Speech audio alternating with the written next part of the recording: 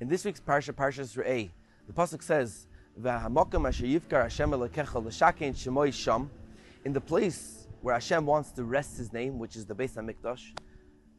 There, you should bring all your karbanos, your nidavos, and the pasuk uses the lashon of mivchar nidrechem, the choicest of your animals.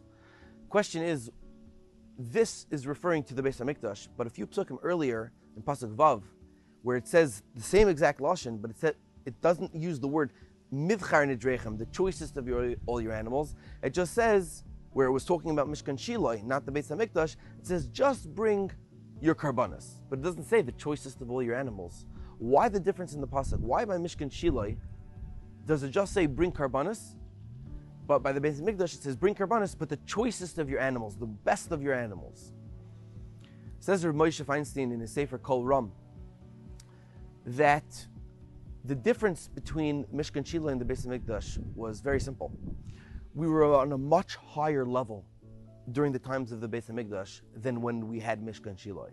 And furthermore, HaKadosh Baruch Hu's Shechina rested in the Beis Hamikdash, but not in Mishkan Shiloi.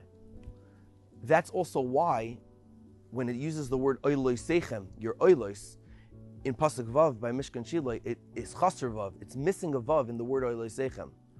But in Pasuk Yud Aleph, where it's talking about the Beis Hamikdash, it has a Vav in it to show that it was complete, it was full of Hashem. It was your choicest animal, it was the best. That's why it has the extra Vav. Says Rav Moshe that HaKadosh Baruch Hu obviously felt that we weren't on such a high level by Mishkan Shiloi that He didn't expect us to bring the choices of our animals. There is a general obligation, says Rav Moshe, of Zekeli Vanveyu, to beautify your mitzvah, to have a beautiful talis, to have a beautiful sukkah, a beautiful esrog and lulav. All these things, a beautiful Sefer Torah, all these things have a general chiyuv to make nicer and more beautiful. So we should all try to make our mitzvahs beautiful. However, the Beis Hamikdash had an additional obligation, which was to not only make your karbanos beautiful and have good animals, but to bring your best animal. Because when it comes to the Beis Hamikdash, where the Shechina is resting there, you want to bring your best. You want to do your best. And that is where we want to strive higher and higher. When we see Hashem, we just want to do more and more. There's also a general obligation to have Zekeli Vanveyu, to beautify our mitzvahs, not in physical mitzvahs, not just in a talis or a talis bag or a Sefer Torah or a lulav. Even in mitzvahs that don't have something physical, like emunah. Emunah is something that we have to have. We have to have emunah. But we have to strengthen or deepen our emunah on an intellectual side, on an emotional side.